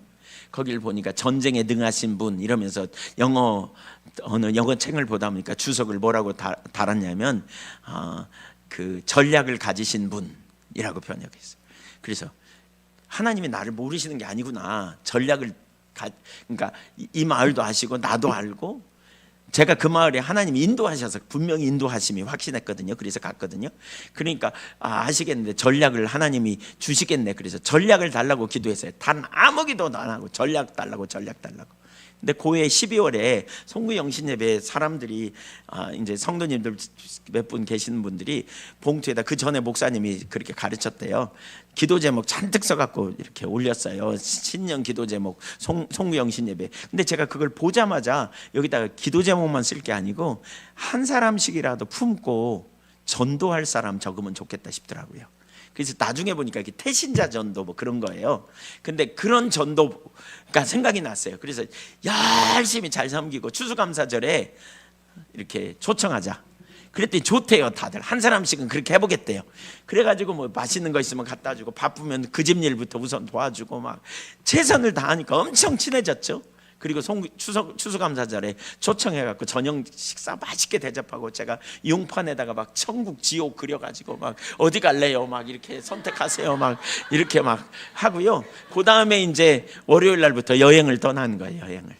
이게 다 하나님 주신 전략이에요. 이게 여행을 아는 분들한테 농촌 선교해 주세요. 밥 한 끼만 사주세요. 그래가지고 전화하고 또 그래가지고 이제 그 교회가 서울 광림교회에서 개척한 교회거든요. 그러니까 마지막 수요일 날은 광림교회로 간다. 광림교회에서 하룻밤 재워주고 저녁밥 주고 수요일날 예배에 시골에서 왔으니까 이렇게 세워서 박수 한번 해줘라. 그래가지고 갔어요. 그러니까 한 1000명 모이더라고요. 저녁 예배. 그러니까 막 돌면서 그분들 앞에 태우고 맛있는 거 해주고 막 잘 대접하고 저랑 좋은 관계 막 그리고 먹고 싶다면 사드리고 막 잘 대접하고 그 대신 아침 저녁은 예배야 무조건. 천국은 이렇게 생기고 지옥은 이렇게 생기고 막 그러면서 어디 갈래 막 이렇게 하고, 그 다음에 마지막 날 광림교회 갔더니 기억할 수 잊어버리지 못하는 게 어느 9시 뉴스 앵커였던 분이 왔더라고요. 저희 이렇게 소개하니까 끝나고 나서 오더니 그냥 저 아시겠어요? 그러니까 오 텔레비에 나오는 양반이네 막 이러면서 그 교회 다녀야 된다고 손잡아주고 막 이러니까 갔다 오면 3분의 2 기독교인이 돼요. 이래가지고 이제 교회에 꽤 많이 7년 동안 있으면서 6년 동안 그렇게 했어요. 그러니까 꽤 많이 교회에 왔는데 이제 문제는 한 2, 3년 지난 다음에 교회 왔는데 문제의 어려움이 두 번째 난관에 부딪혔어요. 성경을 전혀 못 알아들어요. 설교를 전혀 못 알아들어요. 제가 복음을 전하는데 좀 설교를 듣고 이분들이 좀 바뀌면 좋잖아요. 못 알아들어요. 그래서 주일날 가르치고 수요일날 물어봐. 제가 지난 주일날 뭐라 그랬지요? 그럼 뭐라 그랬지라우? 미안해요. 와,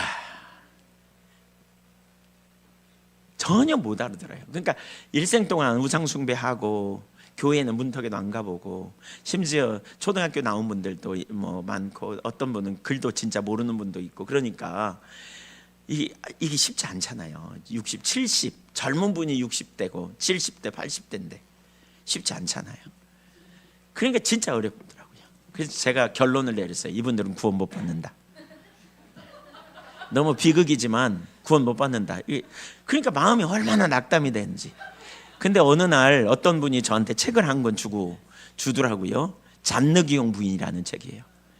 근데 저는 그 책을 그 당시에 되게 어렵더라고요. 이게 무슨 말인지도 못 알아듣겠어요. 전 읽는데. 그래서 앞에 한 2페이지 읽는데 거기에 이 말이 딱 들어왔어요. 영적인 것은 영적으로라야 깨닫는다. 이 책은 엄청 쉽다. 뭐 이렇게 써놨어요. 거기에 책을 글을 모르는 사람도 이해할 수 있다. 뭐 이렇게 썼어요. 근데 나는 이해 못했어요. 근데 그 책에 영적인 것은 영적으로라야 깨닫는다. 그래서 딱 그때 왔어요. 고린도전서 2장이 생각이 났어요. 성령이 깨닫게 해주셔야 알 수 있다. 그러면서 성령님이 깨닫게 해주셔야 되는구나. 근데 이제 그 즈음에 제가 성경을 꾸준히 읽어가다가 이사야 64장 1절 2절 읽었거든요. 거기 63장에 보면 그러니까 하나님의 임재가 거쳐있는 현실에 대한 중보기도를 이사야 선지자가 해요. 주는 우리 아버지시거늘 어찌하여 우리를 내버려 두십니까? 그러면서 64장 1절 2절에 이런 표현이에요. 하늘을 가르고 강림하사 불이 섭을 사르며 불이 물을 끓은 같게 하옵소서. 이런 구절. 이 구절 읽고 됐다. 이 기도 해야 되겠다. 그리고 제 아내랑 둘이 앉기만 하면 그 기도를 하기 시작했어요. 하나님, 여기는 주님이 안 오시면 안 되는 곳이에요. 하늘을 가르고 강림하셔서 불이 섭을 사름같이 불이 물을 끓은 같게 해주십시오. 하나님, 이대로 안 됩니다. 그러면서 기도했어요. 근데 뭐 이렇게 기도했다고 금방 주님이 응답하시면 얼마나 좋겠어요. 1년이 지나도 아무런 기미도 없어요. 그래서 어느 날 이렇게 기도했어요. 하나님, 하늘을 쫙 찢으시고 오십시오. 하나님, 여기 보세요. 불신의 그 마을에 점쟁이가 2명 있었다 그랬잖아요. 그러니까 막 계속 정월 대보름 되면 그냥 꾹강꾹강 그냥 이 굿하느라고 막 외부에서도 막 와요. 그 마을에 막. 그리고 정월 대보름에 뭐 저는 3천만 원짜리 굿하는 것도 봤어요. 교회 저 우마을에 살던 사람이 교회 바로 밑에다 200평, 교회가 언덕 위에 있거든요. 200평 딱 담을 두르더니 거기다 집을 지어요. 그 뭐 하냐 그랬더니 점쟁이가 집을 짓는데 손님 받으려고. 그 집을 지어놓고요. 거기서 구슬 하는데 처음에 500만 원짜리 했다가 1000만 원짜리 했다가 나중에 3000만 원짜리 구슬 하는데 어마어마하더만요. 봉고차로 3대 와가지고. 제가 그 나무 위에 감나무 위에 딱 걸터 앉으면 교회 위에 걸터 앉으면 그 집 마당이 보이거든요. 얼마나 기도했겠어요. 예수 이름으로 안 될지어다. 나 사는 예수 이름으로 오 하나님 막 그렇게 기도했습니다. 안 될지어다 막 이러면서. 네. 여기도 있더만 우리 권사님이 지금 권사님은 그때 집사님이 어디서 봤는지 모르겠는데요. 어디서 들었는지 모르겠어요. 하여튼 저기 아침에 올 때 기름병에다가 손 이렇게 묻혀 갖고 와가지고 고집 대문에다가 십자가를 그리면서 안 될지어다 그랬대요. 예, 알루미늄 이거라서 안 보였어. 근데 나중에 먼지가 샥 거기 끼니까 십자가가 무수히 드러났대. 결국 거기 신이 안 내려가지고요, 못하고 그분 나중에 돌아왔어요. 교회 예수 믿고 집사 돼갖고 돌아가셨어요. 점쟁이 둘 다 돌아가셨어요. 근데 그때 이렇게 기도했는데 어느 날 좀 예배가 달라지더라고요. 오늘부터 이상한 예배, 하나님의 임재, 그 임재는 임재인지도 몰랐죠 그 당시에는. 근데 뭔가 좀 예배가 좀 달라요. 하여튼 찬양이 진실로 막 불려지고 좀 뭔가 그래요. 근데 어느 날 잊어버릴 수 없는 날이 있었어요. 그날 거기는 이제 연세 드신 분이니까 간단한 찬양을 해요. 제가 앞에서 이렇게 찬양, 저녁 기도에 한 15분쯤 왔었을 거예요. 왕이신 나의 하나님, 이런 찬양, 주님의 뜻을 이루소서, 이런 찬양. 거기다가 이제 제일 어려운 찬양이 예수 예수, 이 찬양 아시죠? 예. 거룩하고 기름 부, 이 찬양을 하는데요, 눈 감고 찬양하는데 악기 연주자도 없어요. 제 아내도 반주도 못하고. 근데 갑자기 무슨 소리가 막 나요. 제가 눈 떠봤어요. 찬양하면서 난리가 났어요. 발발발발발 사람들이 떨기도 하고.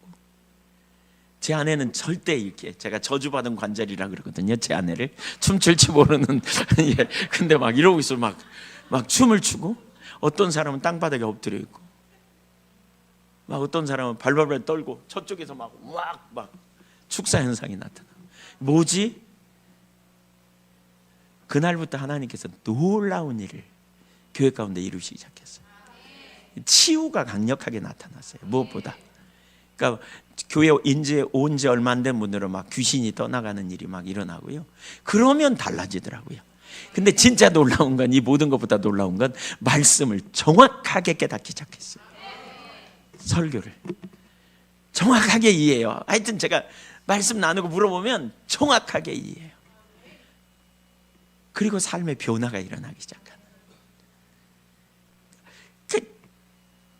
그 동네 성도님 중에 한 분이 동네 어떤 분이 이렇게 나가서 전도했더니 우리 며느리 좀 교회 데리고 가시오. 그래서 왜 그런 생각을 하게 됐냐고, 착한 생각을 하게 됐냐고 그랬더니, 친해가지고 이제 많이 막, 제가 엄청 동네 마을을 많이 돌았으니까 막 인사 잘하고 막 또 매실 타가지고 다니기도 하고 많이 그랬거든요. 근데 그랬더니 이제 친한데 우리 며느리 데리고 가라고. 그래서 어떻게 그렇게 좋은 착한 생각을 했냐고 그랬더니, 누구 댁 변화된 거 보니까 교회 가야 되겠습니다, 이렇게 변해요.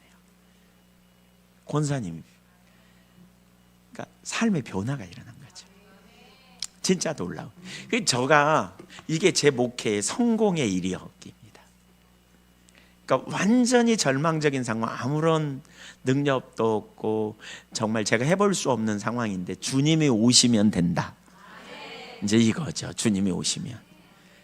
그러니까 완전한 절망과 소망 없는 상황에 결국 주님이 하셔야 되고 주님이 행하시니까 놀라운 일이 일어나더라는 거예요.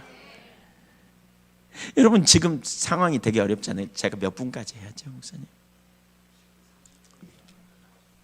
네, 그럼 조금만 더. 네.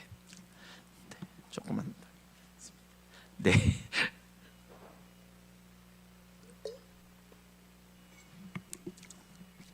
제가 사실 나누고자 하는 중요한 한 부분이 아직 있어서 이 부분.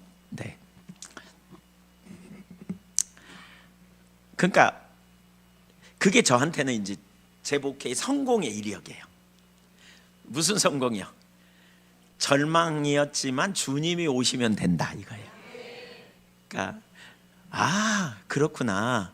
그래서 능력 주시는 자 안에서 내가 능치 못함이 없다는 게 그거구나, 이거예요. 근데 이제 여기 중요한 한 가지가 있어요. 뭐냐면 내가 할 수 있다고 하는 게 깨져야 돼요. 그러니까 나를 과신하는 게 내려져야 돼요. 이게 내려져서 전적으로 주님을 의존하는 자리에 가는 삶, 이걸 뭐라고 표현할 수 있냐면 겸손이라고 말할 수 있어요. 겸손. 반대로 내가 할 수 있다고 여기면 교만이죠. 근데 내가 할 수 없는데 내가 할 수 있다고 여기다가 좀 해보다가 안 되잖아요.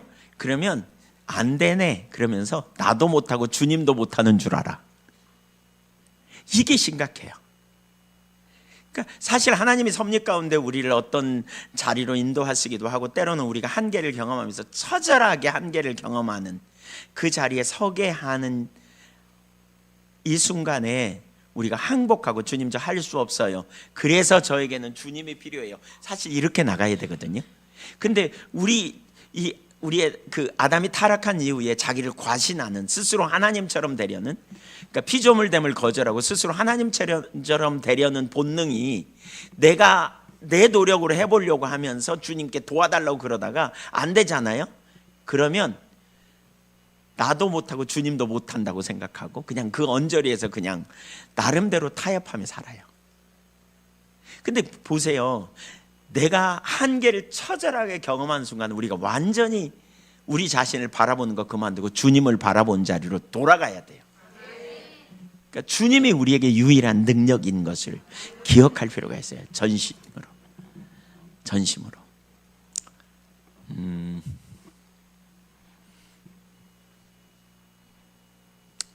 네. 베드로의 일생에 대해서 잠깐 언급하고 좀 가보겠습니다. 누가복음 5장에 보면 처음 베드로를 부를 때 베드로는 정말 겸손했습니다. 진짜 겸손했던 것 같아요. 누가복음 5장에 보면 그는 전문가잖아요. 예, 누가 그러던데 베드로는 갈릴리 수상고등학교 출신이라고 이렇게 어렸을 때부터 여기에 갈릴리 바닷가에 어부 잡는 나름대로 그 전문가의 자부심이 있을 텐데 예수님이 그의 배를 타시고 사람들에게 가르치시다가 갑자기 깊은 데로 가서 그물을 내리라 이렇게 말씀하잖아요. 제가 포항에 있는 어느 교회에 집회 갔다가 거기 장로님께 여쭤봤어요. 어부 장로님이세요. 장로님이 그 상황이라면 하겠냐고. 절대로 안 한대요, 당신은. 그럼 어떻게 이렇게 하게 됐냐고. 그랬더니 그분이 그러더라고요. 말씀에 은혜 받은 것 같고 겸손해져서 그게 가능한 것 같다고. 그러니까 예수님의 배에 타서 가르치시는 말씀에 은혜도 받고 물론 이제 다른 복음서에 보면 그 전에 이미 제자로 부름받았다고 볼 수도 있어요. 다른 복음서와 비교해 보면. 근데 어쨌든 베드로가 고기 잡았지만 빈배였고 예수님의 말씀에 상당한 감화를 받았고 또 이제 그 전날 베드로의 장모도 치유되는 경험도 했고 또 깊은 데 그물 내리라 그랬더니 내 경험에 의하면 내가 밤새 수고하여 고기를 잡지 못하였지만 그 말은 내 경험에 의하면 없지만 말씀이 계시오매 내가 내리리이다. 그리고 그물을 내렸죠. 근데 자기 생각과 다르게 2배에 잠길 만큼 가득 잡았단 말이에요. 있을 수 없는. 그러자 예수님의 발 앞에 엎드리잖아요. 그러니까 전문가의 자부심을 내렸다. 그리고 예수님 발 앞에 엎드렸다. 얼마나 겸손합니까? 그리고 나서 사람을 낚는 어부가 되게 하리라. 넌 날 따르라 그랬더니 모든 걸 버려두고 예수님을 따랐어요. 그때 이후에 이 겸손함에는 항상 은혜가 함께하죠. 겸손한 그에게 하나님께서 주님께서 동행하시면서 저자 직강 그렇잖아요. 설교를 계속 들었잖아요. 저자가 가르치는 설교를 직접 들었어.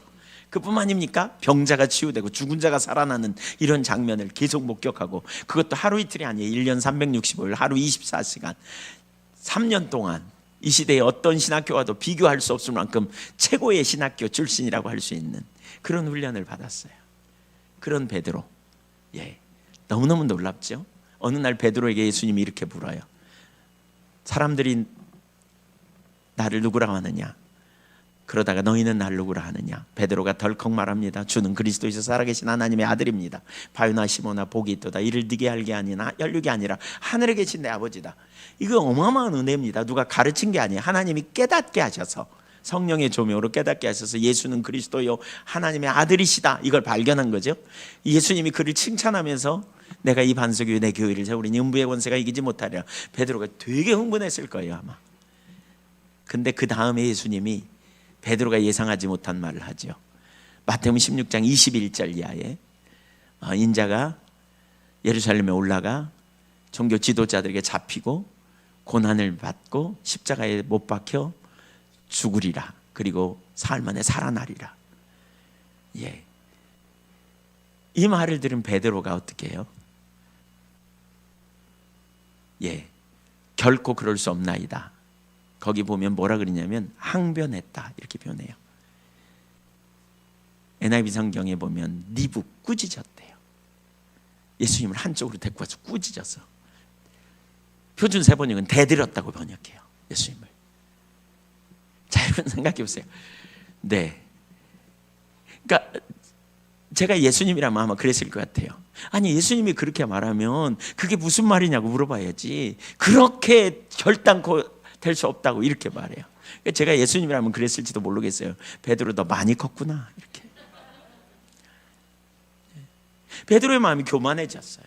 그러니까 주님의 의도와 주님의 뜻이 자기 생각과 다르니까 안 된다고 가로막았죠. 그러자 예수님이 사탄아 물러나라. 넌 날 넘어지게 하는 자라.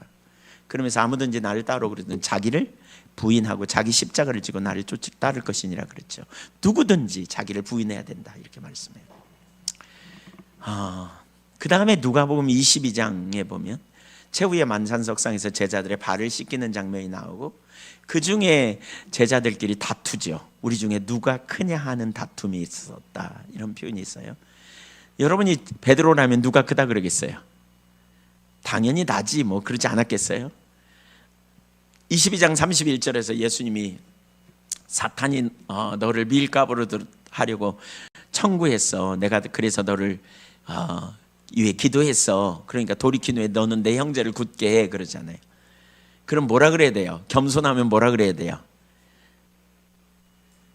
더 자세히 가르쳐 주세요라든지 아니면 제가 어떻게 해야 될지 저에게 은혜를 주세요.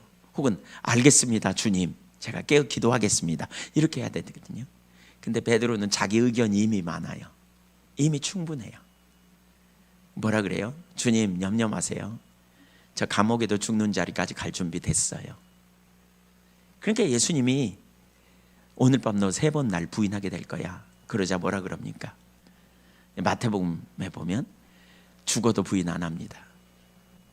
이렇게 말합니다. 그러자 예수님이 겟세마네 동산에 갑니다. 다른 제자들은 놔두고 베드로, 야고보, 요한 3명만 데리고 아시다시피 동산에 가서 기도하시죠. 예수님이 땀방울이 핏방울 되도록 기도합니다. 그리고 제자들에게 가서 깨어있어 기도하라 그랬는데 제자들은 엎어져 잡니다. 여러분 뭐가 문제일까요? 베드로는 자기를 과신했습니다. 지나치게 신뢰한 거예요.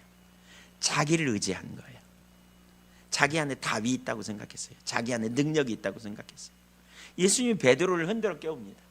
그러면서 이렇게 말합니다. 네가 마음은 원이지만 육신이 약해. 근데 베드로는 몰랐습니다. 그리고 또 잡니다. 3번이나 잡니다. 결국 예수님을 3번이나 부인하고 실패합니다. 자, 여기서 우리 한 가지 좀 생각해 보세요. 예수님의 교만이 베드로의 교만이 어디서 왔을까요? 베드로의 교만이 어디서 왔을까요? 베드로가 예수님과 내내 동행했다니까요. 처음에 아주 겸손하게 출발했다니까요. 예수님께 내내 은혜 받고 하루 24시간 365일 같이 있었다니까요. 밤 시간에 슬그머니 담 넘어가 가지고 나쁜 놈들하고 술 먹고 어울리고 돌아온 게 아니라니까요. 그럼 베드로의 교만은 어디서 왔을까요? 어디서 왔어요? 네, 어디서 왔어요?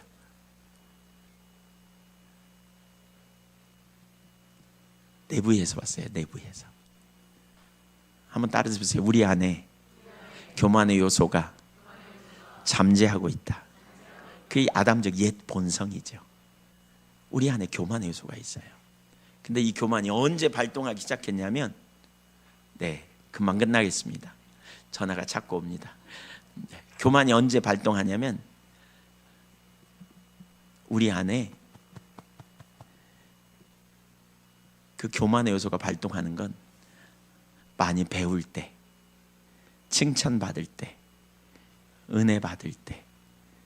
성경에 보면 코가 높아서 외모가 뛰어나서 주님의 은혜로 부자 돼서 주님의 은혜로 놀라운 체험을 경험하고 난 다음에 이런 게 다 교만을 이끌어낼 수 있는 통로가 된다는 거예요. 그럼 은혜 받지 않아야 되나? 아니죠. 아니죠. 그러니까 우리가 진짜 경계해야 될 것 중에 하나가 이 교만의 문제예요. 그러니까 저는 주님 그과의 교제 가운데 제 삶에 치명적으로 방해됐던 것 중에 하나가 교만의 문제 같아요. 제가 잃어버린 10년이라고 이름을 붙였습니다. 제 신앙에서 잃어버린 10년. 교만해갖고 10년을 잃어버린 것 같아요. 제가. 배우려는 자세가 없고 안다고 생각하고 높아져서 다른 사람을 판단하고 평가하려는 자리로 가고 대접받으려고 하고 존중하고 사랑하는 자리에 있지 않고 마음이 높아져요. 자꾸 설교가 판단되어지고요. 무엇보다 배우려는 열망이 사라져버렸어요. 제가 심지어 마음이 높아지니까 처음에는 모든 동역자들이 다 소중했거든요. 근데 교만으로 가니까 제가 좋아하는 목회자가 있고 싫어하는 목회자가 있더라고요. 심지어 경쟁 상대가 있어요. 목회자가. 성도님들도 좋아하는 성도님이 있고 안 좋아하는 성도님들이 생기더라고요. 판단이 자꾸 되고 저 인간 왜 저러나 막 이러고. 여러분 교만하면 망해요. 교만을 이기기 위해서는 우리가 어떻게 처음이 어디였는지를 기억해야 돼요. 처음에 어떻게 시작됐는지를 기억해야 돼요. 어떻게 우리가 은혜 받고 어떻게 우리가 여기까지 왔는지. 그래서 저는 아까 일기를 쓰는 게 되게 중요하다는 게 그 중에 하나입니다. 내가 어떻게 여기까지 왔고 어떻게 하나님이 내게 은혜를 베푸셨고 얼마나 놀라운 은혜로 우리 가운데 함께 하셨는지.